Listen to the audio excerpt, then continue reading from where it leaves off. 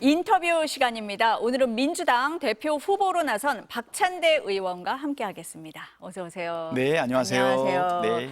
어제 후보 등록하셨고 기자회견도 네. 하셨고 예, 그렇습니다. 상투적인 질문부터 드려야 될 것 같습니다. 네. 나는 이런 당대표다 땡땡땡 수식어 뭡니까? 저는 네. 저 개인을 내세우기보다 우리 구성원의 장점을 최대한 살려서 팀 전체의 승리를 이끄는 감독이다.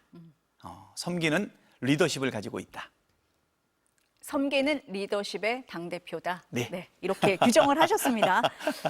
제가 이 외모 평을 하려는 건 아닙니다. 지금 말씀도 그렇고 굉장히 부드럽게 하시잖아요. 네. 외모에서 보면은 모난 데 없다 이런 평가들을 많이 하시는데 회의할 때 보시면 이 단단하다를 넘어서 단단하다 뭐 이런 느낌도 들고 격하다 뭐 이렇게 느낌이 들 때도 있고요. 뭐 다 아시지만 회계사 출신이셔서 지적이다 뭐 이런 얘기도 하고 하시더라고요. 네. 본인이 평가할 때 나는 진짜 이런 모습이다. 사람을 대할 때는 부드러운 건 사실입니다. 뭐 말을 해도 내용이 단단할 뿐이지 거칠거나 뭐 예의에 어긋나거나 이런 부분은 없어서 원내대표가 되고서 첫 번째 했던 원 구성 협상에서도 우리가 주장하는 바를 끝까지 관철했지만 태도 자체가 격하지는 않았던 것 같아요. 한번 국회의장 단상에 뛰어 올라간 적은 한 번 있습니다. 국회의장이 너무 코너로 몰려들고 있어가지고 그런 거 막기 위해서 그 내란이 벌어졌음에도 불구하고 부끄러워하지 않고 그 내란 종식과 관련된 어떤 의사결정도 하지 못했던 국힘당의 원내대표와 그 의원들의 난동을 보면서 그럴 때는 단호하게 뛰어 올라가지만 뭐 대부분은 뭐 부드러운 인상과 태도 유지하고 있다. 네. 나는 부드러운 리더십을 갖고 있지만 못 참을 때는 한 번씩은 올라간다. 그렇게 그렇게 이해를 하겠습니다. 저는 의원님이라고 부르는 것보다 원내대표라고 부르는 게 더 익숙할 정도로 원내대표로 굉장히 각인이 돼 있으세요. 국민들이 보시기에도. 왜냐하면 일이 너무 많았거든요. 그랬죠. 계엄도 있었죠. 탄핵도 있었죠. 네. 뭐 여야 관계 하루도 조용할 날이 없었습니다. 그리고 정권 교체까지 왔습니다. 네, 맞습니다. 소회를 좀 여쭤봐야 될 것 같아요. 6월 13일 날 1년 1개월 열흘에 원내대표를 마쳤는데요. 보통 우리 원내대표들은 우리 거센 당원들 틈에서 사실 임기를 다 채우기가 쉽지 않습니다. 짧으면 3개월, 6개월 하는 경우들도 있는데 저는 1년을 훌쩍 넘어서 원내대표를 이행을 했는데 그 사이에 지금 말씀해 주신 것처럼 계엄도 있었고 대통령 탄핵도 있었고 또 파면 결정에 대선까지 있어서 참으로 길었다. 그 사이에 또 당대표 직무대행도 2번이나 있습니다. 또 총괄선대위원장도 했기 때문에 엄청났었는데 6월 13일 날 의총에서 소회를 얘기하라 그래서 일단 살아서 임기를 종료하는 거에 대해서 너무 감사하다. 우리 국민들께서 지켜주셨다. 그 생각이 들었는데요. 결국은 6월 3일 날 대선을 치르고 6월 13일 날 사퇴했는데 그 열흘 뒤인 6월 23일 날 다시 당대표 출마 선언을 하는 어떻게 보면 좀 기구한 그런 팔자 아닌가 이런 생각이 좀 듭니다. 쉬지 못하시는 팔자이시라는 말씀이신가요? 네, 사실은 4년 동안을 이재명 대통령과 함께 정말 거침없이 단 하루도 쉬지 않고 일해왔던 것 같아요. 월화수목 금금금이었고 13개월 열흘 동안 있었던 원내대표 그 기간 동안에 우리가 세웠던 그리고 실행했던 원내 전략이 정말 수백 수천 가지가 되는데 돌이켜서 생각해 보니까 단 한 번의 실패도 없이 모든 성과를 잘 마무리해서 또 대가 없이 참 너무 감사하다. 근데 저의 이러한 전략적 의사결정과 행동의 기반은 저한테로부터 비롯된 것은 아니었다. 그러면 누굴까? 저는 우리 국민들이라고 봅니다. 얼마 전에 했던 그 내란 종식 특별법 그것도 왜 갑자기 이것을 지금 냈냐라고 하는데 시기와 내용은 이미 국민들 오랫동안 주장했던 내용들을 잘 집대성해서 전략적으로 지금 냈을 뿐이거든요. 아무튼 우리 국민들께 감사하고 다시 나설 수밖에 없는 상황에 대해서 또 다시 국민들한테 양해도 구하고 지지와 성원도 요구하고 있는 그런 상황입니다. 지금은 뭐 1년 1개월 웃으면서 말씀을 하시는데 너무 힘드시지 않았어요? 가장 기억에 남는 순간 언제일까요? 일단 계엄이 터졌을 때 그리고 저는 12월 14일이었던 것 같아요. 많은 분들은 12월 7일 날 국민의힘 의원 한 사람 한 사람을 호명할 때를 많이 기억해 주시는데 저는 그때 탄핵안을 가결시키는 것은 사실상 어렵다라는 인식은 있었어요. 출석하지 않았기 때문에 그 사람들을 내가 다 불러서 이 사람들이 들어와서 탄핵안을 가결시켜 줄 거를 기대하기에는 뭐 상당히 상황은 어려웠지만 한 사람 한 사람 절실하게 그들의 이름을 부렸을 때 오히려 국힘당 의원들의 마음을 움직이지는 못했는데 그게 국민들의 가슴을 움직였던 것 같아요. 일주일 뒤에 그 효과가 나타나서 100만 명이 훨씬 넘는 약 200만 명의 우리 주권자들이 여의도로 진군하지 않았습니까? 나중에 그 장면을 보니까 그 장면 볼 때마다 울컥한 것 같아요. 네. 국회를 압박하고 네. 그다음에 탄핵 표결을 하라라고 했던 그 압박에 국힘당 의원들이 국회로 들어올 수밖에 없었고 형식적인 투표였는데 그중에 12표 이상을 더해가지고 간신히 204표로 탄핵안을 가결하지 않았습니까? 그때가 가장 감동적이었던 것 같고 또 가장 어려웠던 것은 네. 대통령을 파면시키고 난 이후에 오히려 왜요? 조희대 대법원에서 파기환송이 일어나지 않았습니까? 네. 서울 고법에서 완벽한 법정 논리로 무죄를 선언했던 그것을 단 한 달여 만에 두 번의 심리를 통해서 파기환송하는 것을 보면서 언제까지 이 뿌리 깊은 이들의 이 저항과 준동을 막아낼 수 있을 것인가 이 생각이 좀 들었었습니다. 뭐 중요한 결단의 순간, 목숨을 네. 건 순간 나중에 네. 한번 얘기를 하려고요. 제가 네. 13개월 동안 사실 입을 닫고 있었거든요. 그래서 사람들을 세워서 일을 했지만 저는 거의 방송 출연을 하지 않았던 것 같아요. 바쁘셔서 못 나오셨던 거 아니고요? 첫 번째는 실력이 탄로날까 봐. 두 번째는 지켜야 될 원내 전략들이 있었기 때문에 네. 저를 드러내지 않고 사실 많은 상임위원장들을 제가 세우지 않았습니까? 법사위 세우고 과방위 세워가지고 가장 보람 있는 것은 MBC를 지켰다는 것이죠. 또 예결위원장 세워가지고 네. 우리 국회 선진화법 이후에 최초로 입법부가 예산 심사를 완결하고 우리가 의결했다는 거. 그거가 아마 윤석열을 아주 크게 압박했던 것 같아요. 지금 의원님 말씀하실 때 내가 법사위도 세우고 과방위도 세웠다라고 말씀을 하시면서 은근히 정청래 후보, 정청래 의원은 견제하시는 것 같은데요? 아닙니다. 아니에요? 저는 정청래 의원을 예. 세워서 네. 그가 재발견될 정도로 큰 성과를 낸 거는 저의 자랑으로 생각해요. 왜냐하면 정청래 의원이 그 전에 네. 사선 의원으로 과방위원장을 1년 하셨어요. 그리고 나서 다시 1년을 다른 상임위를 추가로 하기로 했는데 사실 좌절된 적이 있었거든요. 그런데 수석 최고위원인 그를 다시 우리 상임위의 왕이라고 하는 법사위원장을 세우는 것은 원내대표의 권한만 가지고는 밀어붙이기 쉽지 않거든요. 다시 한번 의총에서 반대할 수 있는데 그들이 우리 의원님들이 저를 따라주셔서 정청래를 세울 수 있었고 그리고 제가 세웠던 모든 원내 전략을 잘 소화해 주셔서 성과를 내지 않았습니까? 많은 분들은 정청래 의원이 법사위원장 하는 거에 대해서 우려와 기대가 같이 있었는데 독이 될지 약이 될지 우리 앵커님은 어떻게 생각하세요? 저한테 물어보시면 어떡해요? 제가 볼 때는 네, 독은 아니고 네. 약도 아니었다. 보약이 되지 않았나 생각이 들고 사실 답답한 윤석열 정부의 그 무능한 정국을 시원하게 풀어줬던 정청래 의원의 그 사이다가 큰 보약이 됐다 이런 생각이 드는데 저는 거기에다 살짝 숟가락을 얹으면 저의 용병의 결과였다라는 것도 말씀드리고 싶고요. 또 하나는 우리 최민희 의원과 김현 간사를 가방위원장과 그리고 또 간사로 세우지 않았습니까? 전투력 강한 그 두 분이 과연 시너지를 내서 성과를 낼까? 또 혹시 둘이 싸우지 않을까 걱정도 했는데 바깥에 방통위라고 하는 어마어마한 외적을 만나고 나니까 똘똘 뭉쳐서 팀으로 과방위는 정말 팀으로 대단했어요. 그 과방위원 전체를 상 주고 싶을 정도입니다. 그래서 그것도 잘했고 예결위도 너무 잘했는데요. 얼마 전에 국회의장께서 최우수 상임위 3개를 뽑았는데 어디인지 아세요? 그 세 개입니까? 그렇습니다.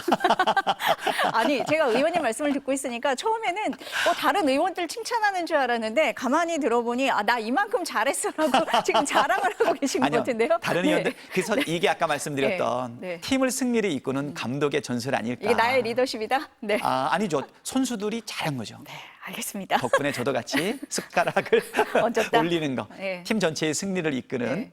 플레잉 코치이자 감독. 그게 이제 저의 강점이다. 내 또 자랑만 한 건 아니다. 제가 다 할 수가 네. 없죠. 그들이 없었으면 못했죠. 네. 그럼 이제 본격적으로 경쟁 후보와 한번 비교를 해보겠습니다. 네. 정청래 후보가 이런 얘기를 하시더라고요. 이재명 대통령과 나 짝꿍이었다 하면서 돈독함을 강조를 하시더라고요. 그런데 뭐 가까운 걸로 따지면 박 의원님 못지 않으실 것 같은데요. 네, 두 분 짝꿍 맞았죠. 왜냐하면 당대표하고 수석 최고위원 아니었습니까? 만약에 정청래 수석 최고위원이 만약에 아주 예전에 민주당의 최고위원의 모습대로 사실 행동을 했다라고 하면 그 1기 당대표였을 때 그때 아직 우리 당이 똘똘 뭉쳐서 하나가 되지 못했잖아요. 뼈 아픈 체포동의안 가결 사건도 있었고 그 와중에서 정청래가 중심을 잘 잡아줬기 때문에 단짝이었던 것도 맞고 또 돈독한 것도 맞습니다. 그래서 명심이 자기한테 있다라고 얘기했을 때 제가 그거 부인하지 않았어요. 그러면 나는 없냐 이렇게 제가 얘기한 거죠. 나도 친하다. 그런데 우리 국민들이 보실 때 이제 단순 야당이 아니고 이재명 대통령을 보유한 집권 여당 아닙니까? 그렇죠. 그러면 국민들 앞에서 내가 더 친해. 내가 명심이 나한테 있어. 물론 저는 명심 경쟁을 해도 자신은 있습니다. 하지만 그걸로 당대표가 결정되는 것은 적절하지 않다. 그리고 대통령께서 어떤 형태로든 당무에 개입하거나 관심을 갖거나 의사를 표현한 것은 바람직하지 않다 이런 생각이 들고요. 또 하나는 정청래 의원은 잘 싸우는데 박찬대는 못 싸우냐. 그렇지 않습니다. 모든 원내 전략이 이 안에서 일어났고요. 특히 마지막에 원내대표를 종료하면서 특검법 3개를 동시에 발족시켰어요. 그러다 보니까 세 분의 특검이 경쟁적으로 잘하지 않습니까? 윤석열 대통령과 이제 대통령 말 쓰면 안 되죠. 윤석열 씨와 김건희 씨는 새 특검 어디로부터 자유롭지가 않아요. 그러니까는 내란 특검에서도 부를 수 있고 최혜병 특검에서도 부를 수 있고 김건희 특검에서도 부를 수 있다. 그러면 각각의 특검이 서로 경쟁, 그다음에 조화를 이뤄내지 않을까. 굉장히 강하죠. 그다음에 또 요번에 13개월 동안 추진해 왔었던 검찰, 그다음에 언론, 사법개혁도 열심히 좀 추진되고 있지 않습니까? 검찰개혁은 추석 이전까지 반드시 완료할 거다. 일단 그 그림도 보이고 대통령께서도 얼개가 다 추석 전까지 마무리될 거다 얘기했습니다. 언론개혁도 지금 방송 3법, 그거 통과시키지 않았습니까? 소위에서 아마 곧 본회의에서 결단만 내리면 바로 통과시킬 수 있는데 그것도 제가 원내대표 마지막에 마무리를 하려고 그랬는데 대통령께서는 좀 더 언론의 자유를 보장해주고 정치적 후견 제도를 더 완화시키며 현장의 목소리를 더 반영할 필요가 있기 때문에 조금 더 숙려하자라는 의견 제시가 있어서 벌써부터 당정 협의가 들어갔었던 거죠. 그래서 그거 그렇게 했었고 마지막으로 내란은 빨리 종결해야 되지 않습니까? 그래서 내란 종식 특별법을 발의를 했는데 많은 분들이 당대표 선거를 앞두고 혹시 발의했을까 생각하는데 이것은 6개월 이상 준비된 내용들입니다. 12월 3일 날 계엄이 터지고 내란 상태가 지속되지 않았습니까? 특히 특별재판부 같은 경우에는 지기현 판사의 탈옥 사건, 석방 사건이라든가 파면된 이후에 조희대 대법원의 파기환송 사건, 이런 사법부의 일부 판사 또는 사법부 전체가 국민의 눈높이에 맞지 않는 결정들을 내렸을 때 과연 민주주의의 기초를 흔들고 있는 이 내란 사건에 대한 재판부가 기존의 사법부 내의 체계로 가는 것이 적절하겠냐. 그 부분에 대한 국민들의 요구사항이 굉장히 많았거든요. 그 부분을 반영한 거죠. 새로운 사법부를 만드는 것이 아니라 사실은 서울중앙지검과 그다음에 지검이 아니죠. 서울중앙지법과 서울고법에서 3인으로 전담되어 있는 별도 부서를 따로 만드는 거니까 그 의미가 있었고 그것도 제 아이디어가 아니에요. 그 얘기가 많이 나왔었습니다. 그래서 논의는 했지만 제 임기 내에는 간철하지 못했고 마무리하는 차원으로 전 원내대표는 야차처럼 싸웠지만 지금 원내대표는 협치를 이끌어가는 협상의 좋은 정치를 했으면 좋겠다. 이런 생각으로 내란 종식까지는 내가 벌려놨던 일을 내가 마무리하겠다라는 입장으로 내놓았다는 거.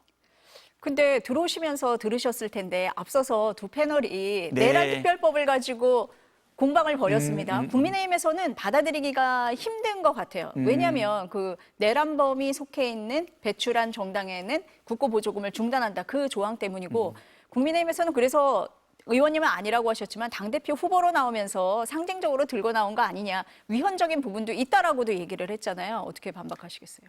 반박이 아니고 예. 그대로 인정합니다. 당대표 하기 위해서 들고 나온 거는 아니고 이러한 법안에 대한 논의가 있을 때 우리 송은석 대표는 네. 그 이전부터 이것과 관련된 반박문들을 많이 냈었어요. 특히 금융치료라는 말이 우리 민간에 많이 나오지 않습니까? 사실 돈 치료해야 된다. 그러니까 결국 벌금이라든가 페널티가 있어야 된다는 네. 얘기인데 지금 아까 그 두 패널의 이야기를 저희가 잠깐 대기하면서 봤는데 국힘당 반성해야 됩니다.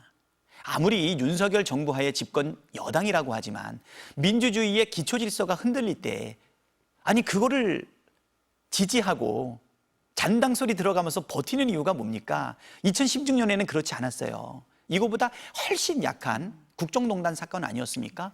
지금은 민주주의 전체가 흔들리고 삼권 분립이 되고 비상계엄으로 인해서 내란이 일어나서 얼마나 많은 국민들이 사실 목숨을 잃을 수 있는, 피를 흘릴 수 있는 상황에서 아니 거기서 그런 태도를 보인다는 것은 국힘당이 민주주의 국가사회에 정당으로서 존속하기 사실상 어렵다.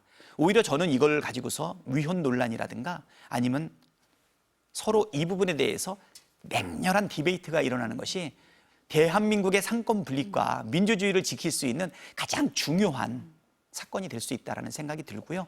또 국고보조금과 관련된 부분, 그런 정당에 어떻게 국민의 혈세를 투여합니까? 한 400억 정도 될 거로 생각이 되는데요.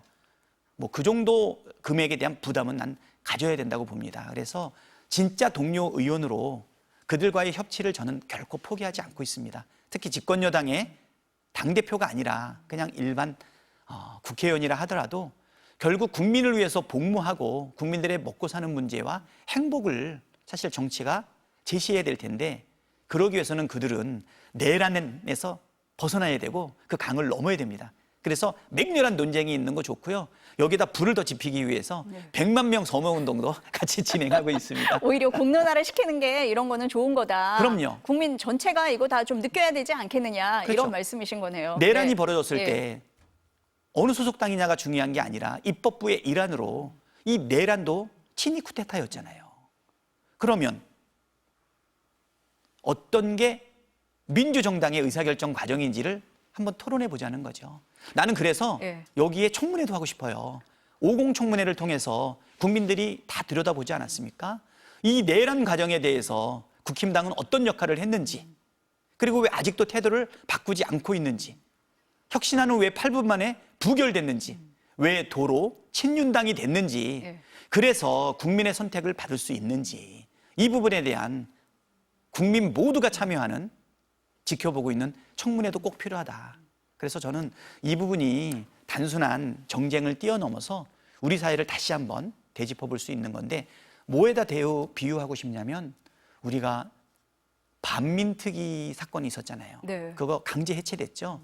그래가지고 우리가 친일을 청산하지 못해서 80년이 지난 지금까지도 일본과의 관계도 정립이 되지 않고 역사관, 뉴라이트를 비롯해서 국민의 단합을 해치고 있는 일들이 벌어지고 있지 않습니까? 나는 그거보다도 더 심각하다고 봅니다. 그거는 이미 광복을 맞고 난 이후에 사후수습 관계였잖아요. 이거는요, 이 일이 또 터질 수도 있지 않겠습니까?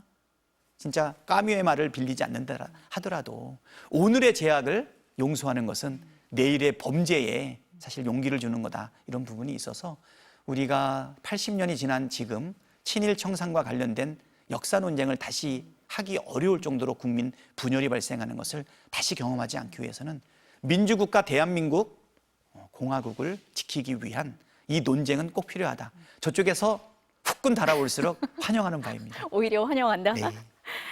정청래 의원이 이런 얘기를 했잖아요. 협치 같은 좋은 얘기는 대통령이 하시고 저는 싸우겠습니다라고 했는데 의원님은 나는 칼과 붓 함께 들고 싸우겠다, 이렇게 말씀을 하셨잖아요. 근데 지금 말씀하시는 거 보니까 뭐 야당 입장에서는 만만치 않다, 이렇게 느낄 것 같은데요. 그래도 예. 뭐랄까 제가 태도가 좋아서 그런지 상당히 그래도 앞에서는 반기는 편이에요. 그러니까 제가 주장이 달라서 그렇지 그분들이 저를 비판하거나 이렇게 논쟁을 벌릴 수는 있지 박찬대 자체를 싫어하지는 않는 것 같아요. 좋아하시는 것 같더라고요. 앞서서 말씀을 하실 때 보니까. 그러니까 서로 입장이 네. 다르니까. 네. 저도 우리 당내에도 의견들이 굉장히 많아요. 한 3시간 동안 의총을 하고 나면요, 너무너무 다양하면서도 네. 반대되는 의견들이 팽팽하게 나오거든요. 물론 잘 지켜보면 어떤 게 다수 의견인지 어떤 게 소수 의견인지 있는데 그거를 수용하게 하는 방법을 우리 당내에서도 사실은 의견을 존중합니다. 제가 첫 번째 물어보는 게 그거예요. 많은 토론이 나왔는데 의견이 나왔는데 이 중에 틀린 말이 있습니까? 제가 꼭 물어봐요. 그러면 다들 수준이 있으셔서 네. 틀린 말은 없습니다. 이렇게 얘기하거든요. 그러면 의견이 하나로 모아지던가요? 꼭 물어봐요. 그러면 모아지지 않았습니다. 그래요. 그러면 의견이 모아질 때까지 의사결정을 뒤로 미뤄야 될까요? 그러면 안 됩니다. 그래요. 그러면 그때 제가 조심스럽게 그러면 저한테 맡겨주십시오. 그냥 끌려 들어가는 네, 게 네. 설득이 되는데요. 네. 그래서 우리가 예. 170명이나 되지 네. 않습니까? 마지막 질문할 때 여러분이 세워주신 원내대표한테 맡겨주시겠습니까? 그러면 정말 충실한 우리 70명의 초선 의원들이 예 이렇게 얘기하죠. 네. 재선 의원 47명도 네. 예 이렇게 네. 얘기하고 3선 이상부터는 끄떡끄떡. 그래서 네. 그래서 선수별로 네. 뭐 응답의 차이는 있지만 그래도 하나로 잘 이끌어 왔는데 그거는 제가 카리스마를 가진 뛰어난 개인기의 리더가 아니기 때문에 그렇습니다. 항상 170명의 의원 앞에 설 때는 여러분의 총무 박찬대입니다. 이렇게 이야기를 해요. 옛날에는 원내 총무라는 말이 네. 총재가 세운 총무였잖아요. 지금은 총재가 없고 당대표 마음대로 하는 그런 당 아니지 않습니까?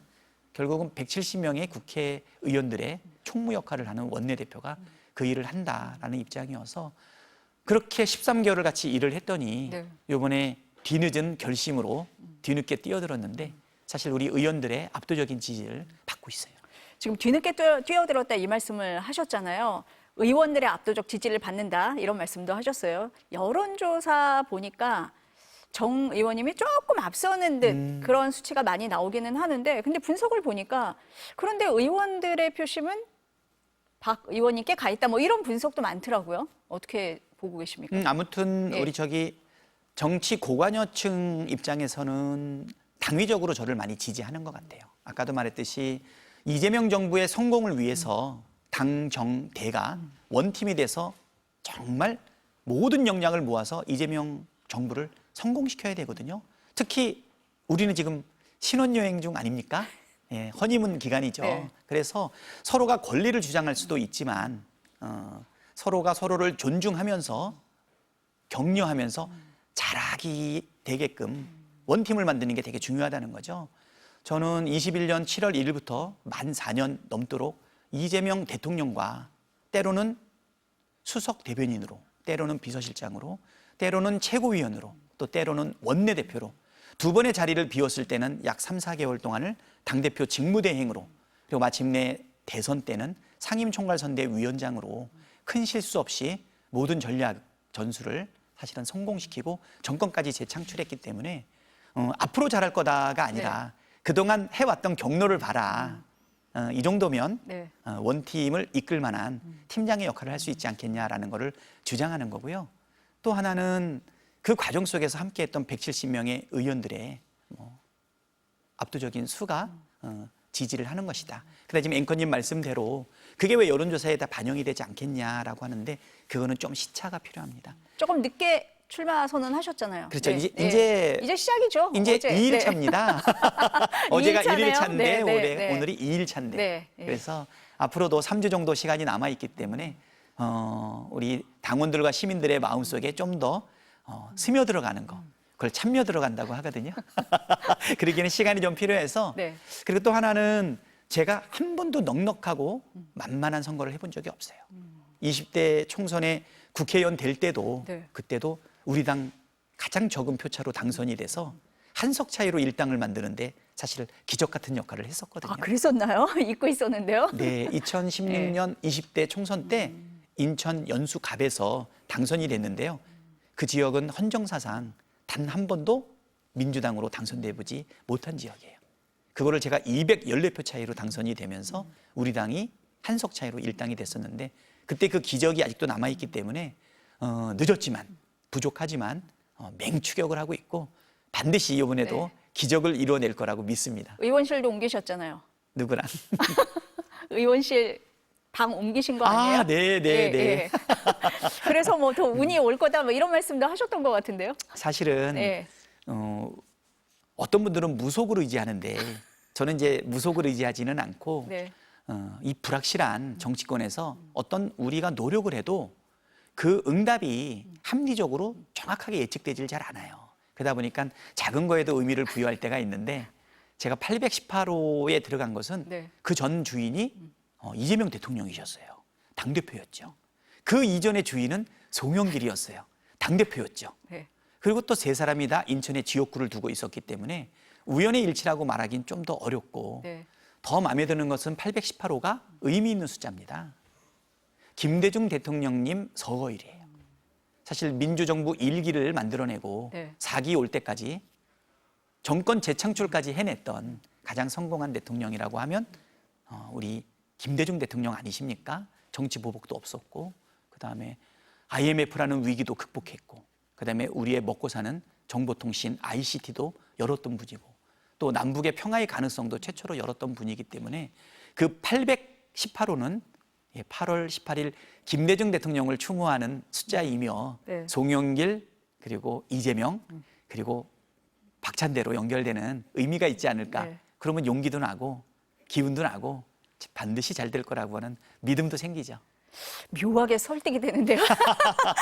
결과를 좀 지켜보도록 하겠습니다. 네. 오늘 의원님과의 만남은 여기까지만 해야 될 것 아, 같습니다. 네, 네. 네, 감사합니다. 네, 감사합니다.